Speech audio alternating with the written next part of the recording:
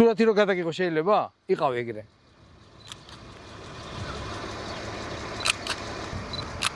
მადლობა. შევხვდებით კიდე. არა, ფოტოგრაფი ვარ მე და ესენი ვითომ ამათ გონიათ რომ კაი ფოტოგრაფი ვარ და მიღებენ მე. ხატვარი. რაგვარი ხარ? ფოტოგრაფი. ძალიან მიხარია. ძალიან მე ვარ გურამ წიბახაშვილი ფოტოგრაფი.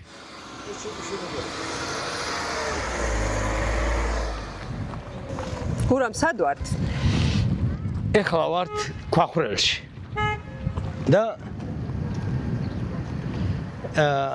აქ არის უფლისციხე. ალბათ ყველაზე, რავი, მე რაც ვიცი, ყველაზე ძველი ქალაქი არის საქართველოში და ძალიან მიყვარს ეს ადგილი, იმიტომ რომ აი ეს არის მტკვარი, რომელიც მთელ საქართველოს მეუყვება, მთავარი მდინარე და გონია ხოლმე რომ რაღაცებს აქვს თავისი ძალა.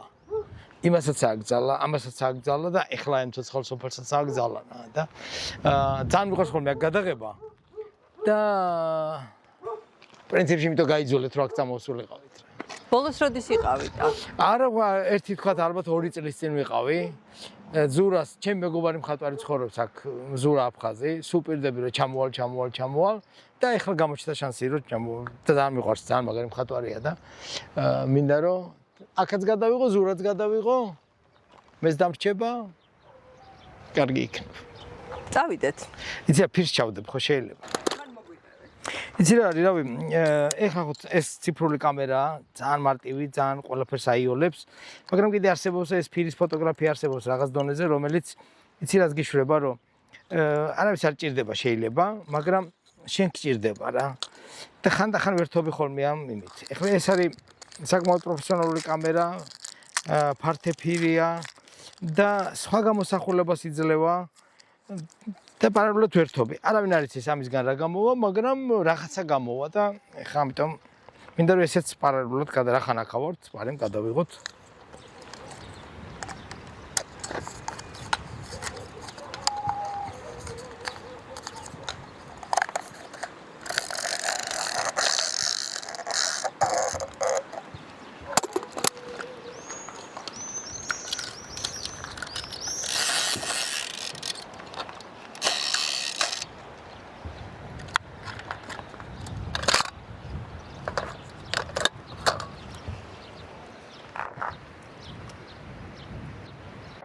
Okay. Yes. Window. Eksterdim mesela nasıl tamam.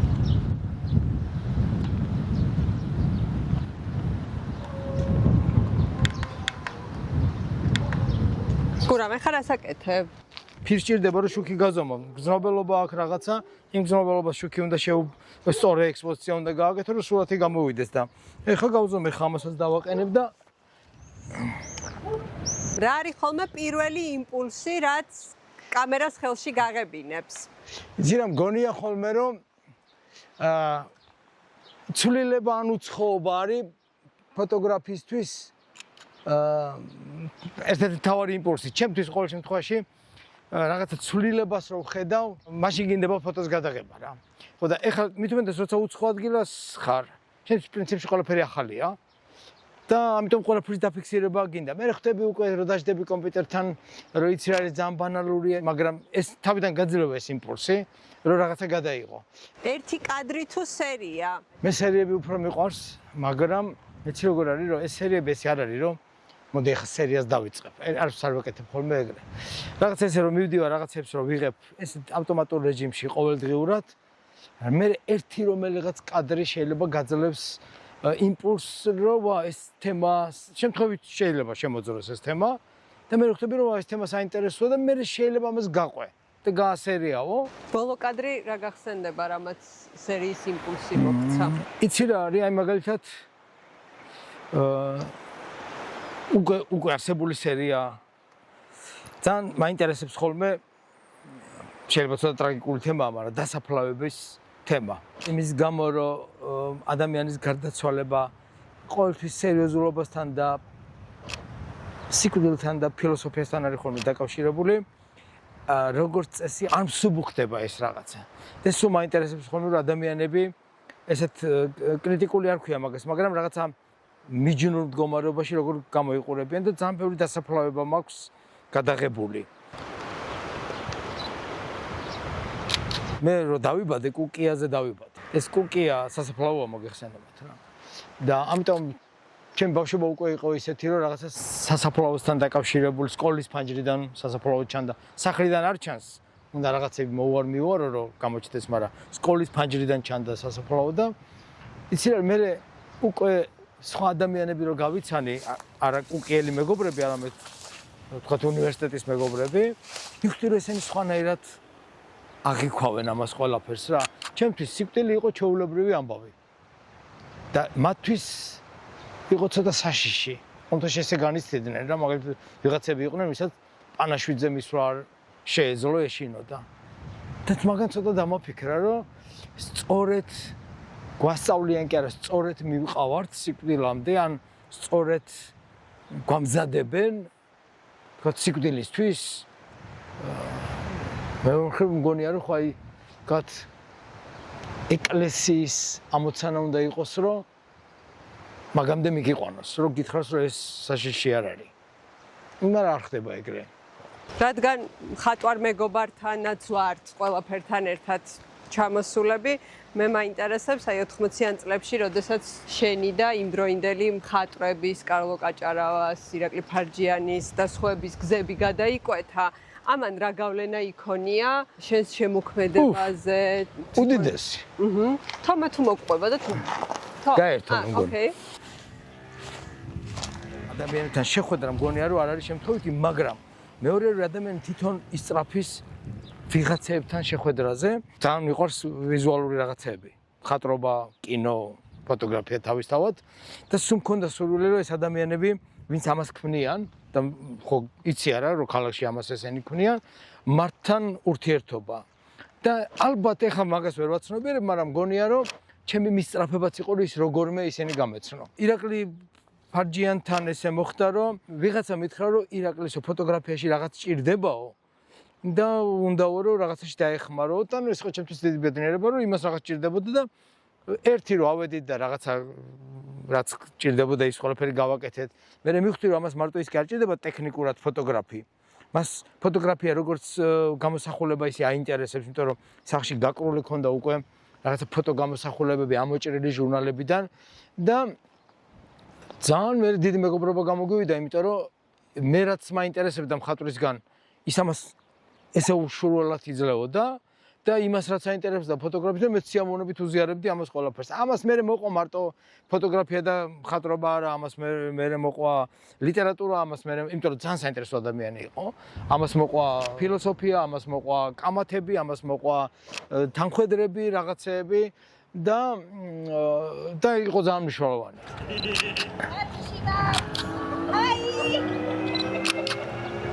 მადლობა. როგორია ამ პერიოდის შენი ფოტოგრაფია დღევანდელი გადმოსახედიდან? ამ პერიოდის ჩემი ფოტოგრაფია არის ცოტა ნაიური. იმიტომ რომ ალბათ ყველა ეგრე იწყებს რაღაცა ტექნიკით იწყებ, რაღაცა კომპოზიცია. აი ძალიან საინტერესო თემაა, იცი რა. მაშინ ვახსენებდი ყურადღებას, რომ ეს ფოტო ყოფილიყო სუფთა, ყოფილიყო კომპოზიციურად აი მოწესრიგებული და ეხლა რომ იზრდები ხვდები, რომ ეს ყველაფერი სისულელია და თავარი არც კომპოზიცია, არც არაფერი. ერთ რამეს მოგიყვებით შეიძლება არ დაგჭირდეთ ეგ, მაგრამ ლიტვაში ვიყავი ერთხელ და იქ ძალიან მაგარი ფოტოგრაფი გავიცანით ერთი დღით. ლვიტას როცკოსი. და იმასთან ვართ სტუდიაში დაგვპატიჟა და ასე არა ვარ ვინ არის რა. ესე მოვიდა გამოფენაზე, ლიტვაში გამოფენა ქონდა და მოვიდა და გითხრა რომ მე ფოტოგრაფია ვარ, თუ საღამოს გეცრებოდ შემოიარეთო და გამარჯობთ. და გამარჯობთ. და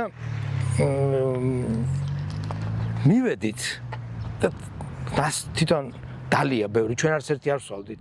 მე იურა მეჩითოვი და ბორე შავერდიანი ვიყავით და ბიჭო რაღაცა პირველ მსოფლიო ომის დროინდელი წიგნი იდო და თვალიერება დავიწყე და ერთი რაღაც სურათი იყო და ეს თოკიეკი და რაღაც კომპოზიცია დანგრეული სახლი იყო და ამას მეუბნები რომ ნახე რა მაგარი კომპოზიცია მეთქი და ეს თვალი იყო უკვე და მეუბნება რომ ამ სურათში ის დიდი იყო ჩემზე რა ასაკით და ისო თავარი კომპოზიცია კი არა თავარი ეს მწარი ადამიანი აი აქ რო წევსო და აუ ის შემცხვა რომ რა კომპოზიცია მწარი ადამიანი გდია კადრში და ეს იყო ძალიან მაგარი გაკვეთილი რა იმისი და ეს თუ მახსოვს ეს გაკვეთილი დღეს უკვე რა არის მთავარი ფოტოში შენთვის? იცი რა, დღეს ავარ რაღაცა უცნაურ ეტაპზე. როცა ყველაზე ძალიან მომწონს სამოყვარულო ფოტოგრაფია, როცა მომწონს საოჯახო ალბომის ფოტოგრაფია, რომელშიც ძალიან ბევრი შეცდომებია, ძალიან ბევრი ტექნიკური წუნია, მაგრამ არის თავარი, რომ ეს არის პირდაპირ მიმართება ვინც იღებს და რომელიც არაპროფესიონალია და ვისაც იღებს, მათი ურთიერთობა ჩანს, რომ თქვათ ეს მას უყვარს და ეს ფოტო ამას გადმოსცემს რა. აი გაყვითლებული ფოტო, რომელიც ფიქსაში სულად ჩადეს და გაყვითლდან, გაყავისფრდან, გაფუჭდან, გადაიკეცა, მელანი დაესხა, ყავა დაესხაზეთ.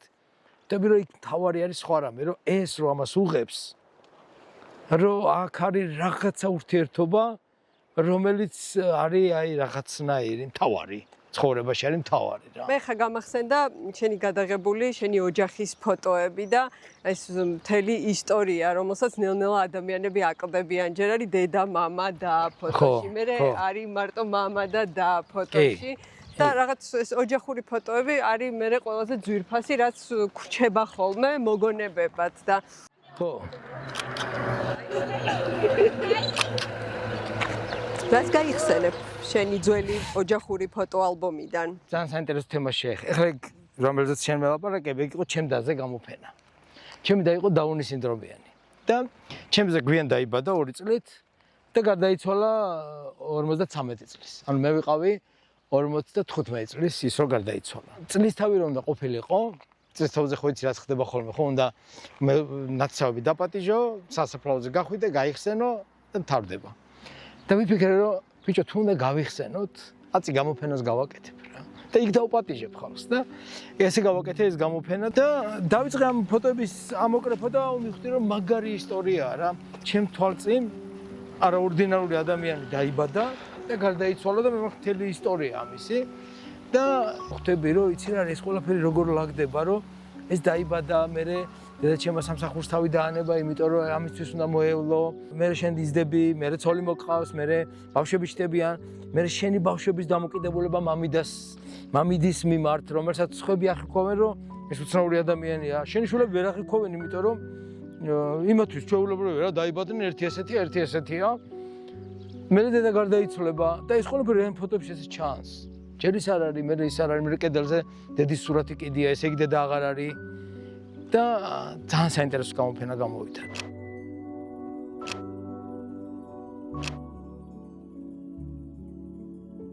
გამარჯობა. შეიძლება რომ გადაგიღოთ. ფეხბურთს ათამაშოთ მიდიხართ?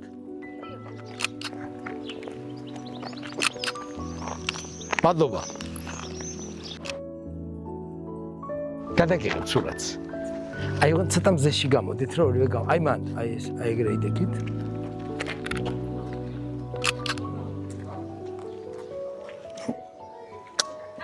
დიდი მადლობა. სურათები გადავუღეთ ტასოს, ხო შეიძლებოდა?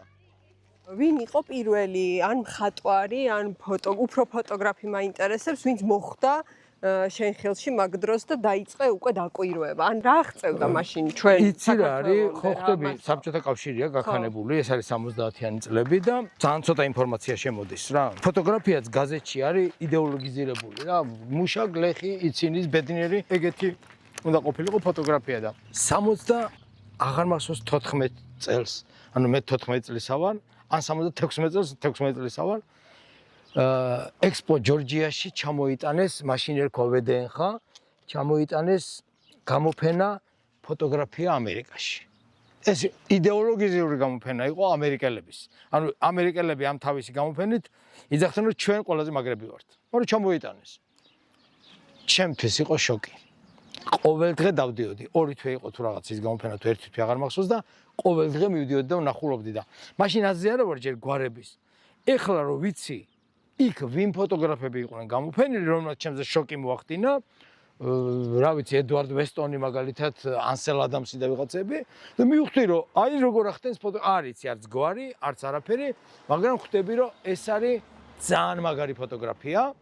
შეიძლება მაშინ მოვიწამლე სერიოზულად რომ თქვი რომ ეს მინდა რა.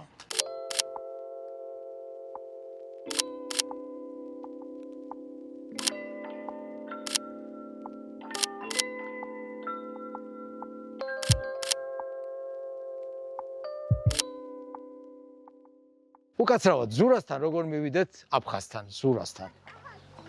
ხატვარი როა. პირდაპირ დიახ. და ობელისკი შეგხვდება. დიახ. სკოლა გასწრებული, სკოლის წინვე ცხოვრობ. აი სკოლის დიდი მადლობა. ობელისკის წინ. სურათი რო გადაგიღო თუ შეიძლება. ოღონდ მზეში გამოვდი. აი აქ. იყოს არ შეიკრა, გეხვეწები, ჯვარი ჩანდეს არ შეიკრა. აი აქეთ ჩემკენ მოტივალი. აი აქ. დიდი მადლობა. გამარჯო. ზურასთან მივდივართ აფხაზთან. ხატვარი როა, ზურა. კაი, ნახავთ, მადლობა.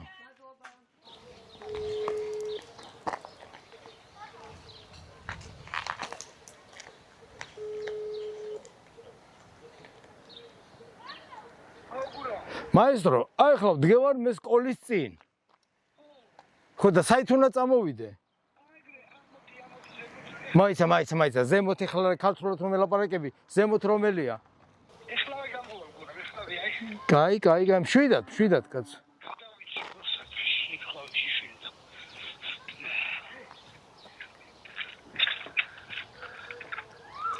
აჰა, ხედავ, მოვდივართ.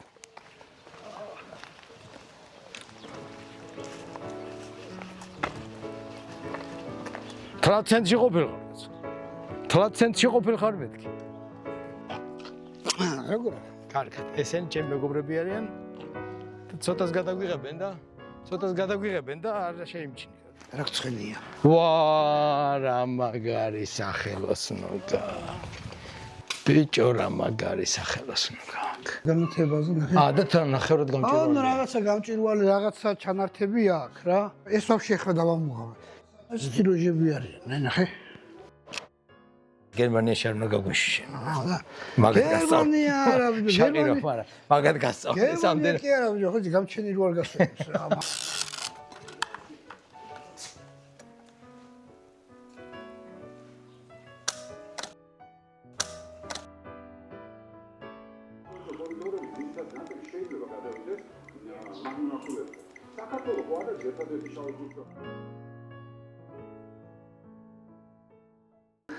და რაღაც პერფორმანსი იქნება რა. შემოქმედებითი კრიზისი თუ გქონია? სულ კრიზისი არა მაგაც. და რა ხდება მაგ დროს? იცი რა არაფერი არ ხდება, ხატვაზე გადავდივარ ეგრევე და ეცე მოდი ეგრე ნუ დავარქვათ. კრიზისი არ ქვია მაგას. ესეა ხოლმე რა, რომ ნუ ყოველთვის გაქვს რაღაცა მასალა, რომელიც წაკეთებ, მე იწურება ეს მასალა და თუ ახალი მასალა არ არის შემოსული, ჯერ და ძალიან ხშირად არის ხოლმე რომ ერთმანეთს ედება. ხო, მე ხვდები რომ არიცი რა გააკეთო და ხატვა არის ჩემთვის გამოსავალი. თან ქვია რომ ჩემი ნახატი არაპროფესიონალურია და საქმე არ არის და გართობაა და ვეძახი რომ ეს არის დასვენება. გამარჯობათ ბავშვო. გადაგიღებთ, იყავით იქრე. თქვენ დაძმა ხართ? არა. აბა, მეზობლები? რა, მეგობრები. მეგობრები? მოხვალ შენც? დას გავგზავნა. ოკეი, ძალიან მაგარია. მზე გიჭრიტინებს? 90-იანი წლების ხო. გისმენთ? როგორია მაშინდელი შენი ფოტოგრაფია? 90-იანები მოგეხსენებათ როგორი პერიოდი იყო, რომ აი არაფერი არ იყო და რეალურად მაგან ის გამოიწვია, რომ მოკვდა რაღაცნაირად ხელოვნებისადმი, მათ შორის ფოტოგრაფიისადმი ინტერესი, იმიტომ რომ ვის ეცალა მაგისთვის. ამიტომ გამოვიდა ისე, რომ ყველანი მუშაობდით უბრალოდ იმისთვის რომ გვემუშავა. მე ფოტოებს ვიღებდი, იმიტომ რომ ფოტოები მეღო და მეგზნო რომ ცოცხალი ვარ, თქვა ვიღაც ხატვარი მუშაობდა, იმიტომ რომ ეგზნო რომ ცოცხალია და ამიტომ იძულებული იყავი რა, კი არა გინდოდა რომ გეკეთებინა, მაგრამ ხვდებოდი რომ ეს ბაზარი არ არსებობს და რეალურად აკეთებდი რომ შენი თავი დაგეჯერებინა რომ შენ ახლა ფოტოგრაფი ხარ რა. და ამიტომ ვიყავი თავისუფალი.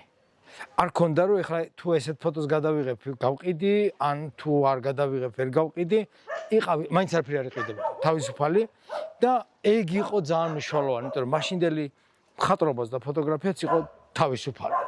და ეს ცოტა შეიცვალა, ბაზარი გაჩნდა, ამიტომ ვიღაცა ფოტოგრაფები ფიქრობდნენ, რომ აი ამას გადავიღებ, ამას გავყიდი, ამას გადავიღებ, ვერ გავყიდი და ეგ უკვე კონექტურაა რა, შეიძლება თვით ცენზურაა ეს ყველაფერი, გამარჯობა. შეიძლება ეს თვითცენზურაა ყველაფერი, მაგრამ ცენზურაა რა, უშუალოდ. კარგი ახლა, ხო? გამარჯობა. მოკლავეს თიშვილი ვარ შორიდან რას ლაპარაკობთ? მე მზიარი ის ჯერ აი რაღაცებს ვიღებ და მე გვიან შეიძლება ერთი შემოგიკაკუნოთ. სად არის სახლი? ზურასთან ვიყავით უკვე. სად არის სახლი? აი ზურასთან ჩასახვევი რო არის ზუსტად. აი ესე მიწიანი ჩასახვევი რომ მიდის? ჩასახვევი პირველივე სახლია ხელმართ. თუ მოვასწარით აუცილებლად შემოგივლით. და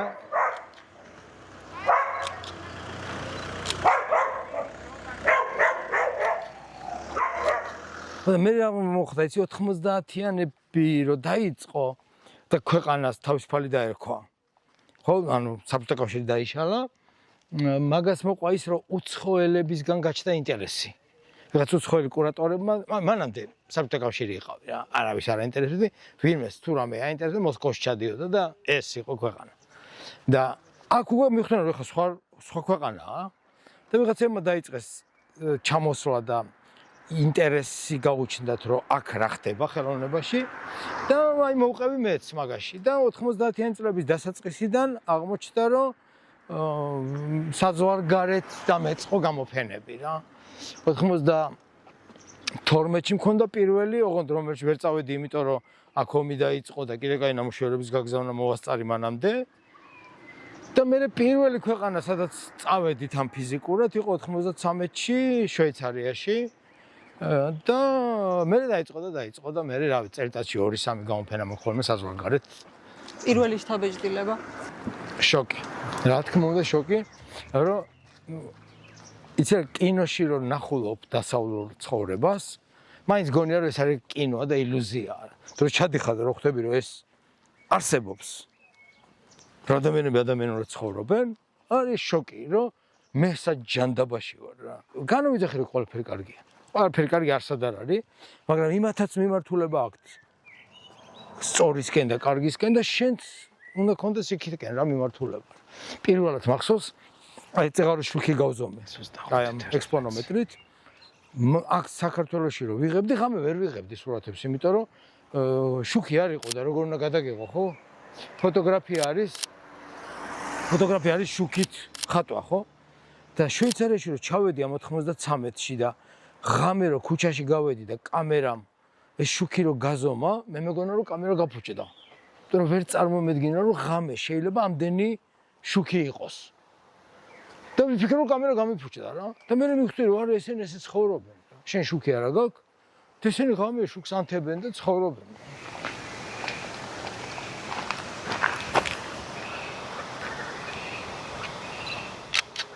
გურამ ალბათ ხშირად გეცვლება რაღაც პერიოდების მიხედვით საყვარელი ფოტოგრაფი ერთი არის რომელიც სულ არის ხო არც ისე ხშირად მეცვლება მინდა გითხრათ არა ხანდახან მეცვლება რა თქმა უნდა უბრალოდ ემატება ხოლმე რომ აუ ესეც რა მაგარი ეს რა აი წეღარ რო ახსენე კოენია თუ რა გვარია ის ამერიკელი ბრუს გილდენი ხო გილდენი მაგალითად მაგრამ აი ერთი ფოტოგრაფი ახლა გარდაიცვალა ერთი თვის წინ დუანა მაიკლსი იყო ამერიკელი ფოტოგრაფი 95-ის თუ დიდი ასაკის გარდაიცვალა და აი ძალიან მომწონდა სულ იმიტომ რომ იცი არის უბრალოდ ეს მარტო ფოტოგრაფი კი არ იყო ეს იყო რაღაცა უფრო ფილოსოფოსი მწერალი ფოტოგრაფი კინოგრაფი რავი ყველაფერი იყო რაღაცა ძალიან სპეციფიური მარგინალური ფოტოგრაფი იყო მაგრამ როგორც აღმოჩნდა მე ძალიან დიდი გავლენა იქონია კინოზეც ფოტოგრაფიაზეც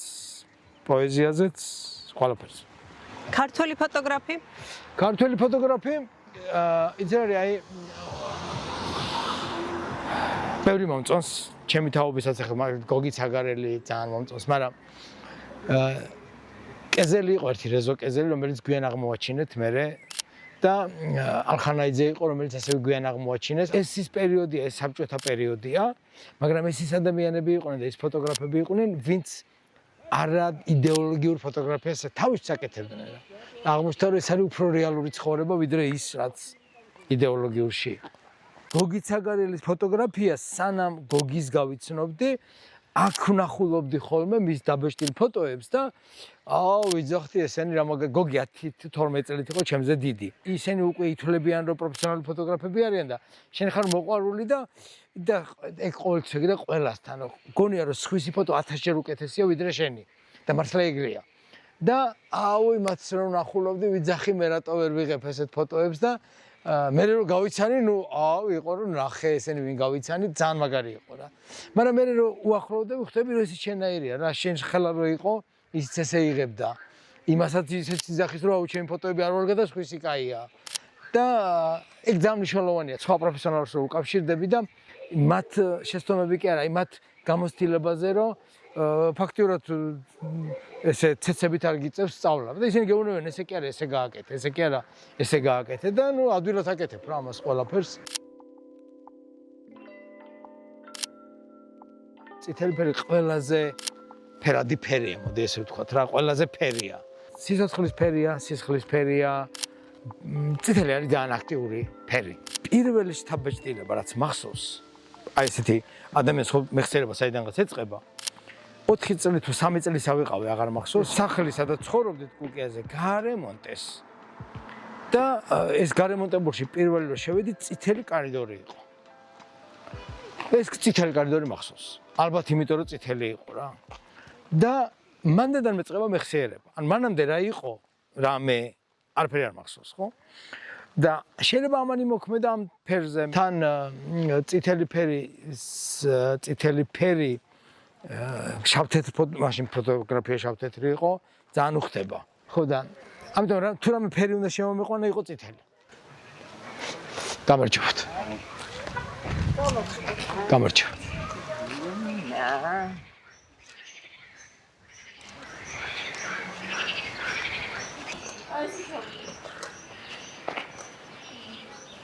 გამარჯობთ აი ნახე რა მაგარი აბსტრაქცია არა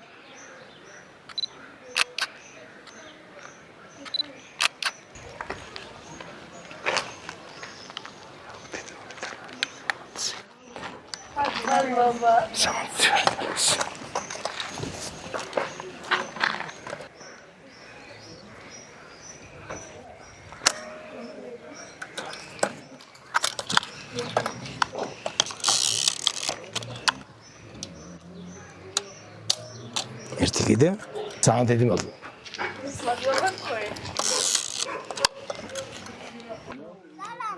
გამარჯობა რა ქვია შენ სალამი რომ მითხარი სახელი არ უნდა მითხრა კაც რა ქვია სალამი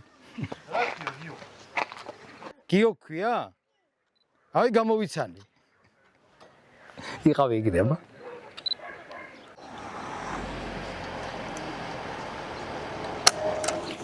სალამაზია სალამაზია გამარჯობა ვაუ აქ რო გაიკეთებინა გადაგიღებდი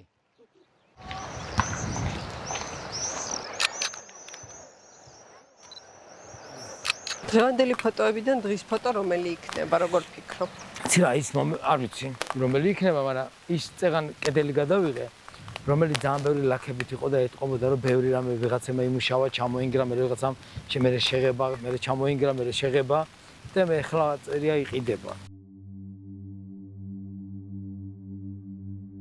საიდანაც დავიწყეთ ისე ვიქ მოვედით როგორ შეაფასებ დღევანდელ დღეს ვაუ ძალიან სასიამოვნო იყო და ამინდი შუქი ადამიანები ძალიან გახსნილი ადამიანები იყვნენ და ძალიან კარგი იყო და არ მეგონა არ მეგონა რომ ამდენი შეხვდებოდნენ და არ მეგონა რომ ესე მეტყოდნენ რომ ჰუ კი ბატონო გადაიღე რატომაც მადლობა მადლობა თქვენ რომ ესეთი დღე მომიწყეთ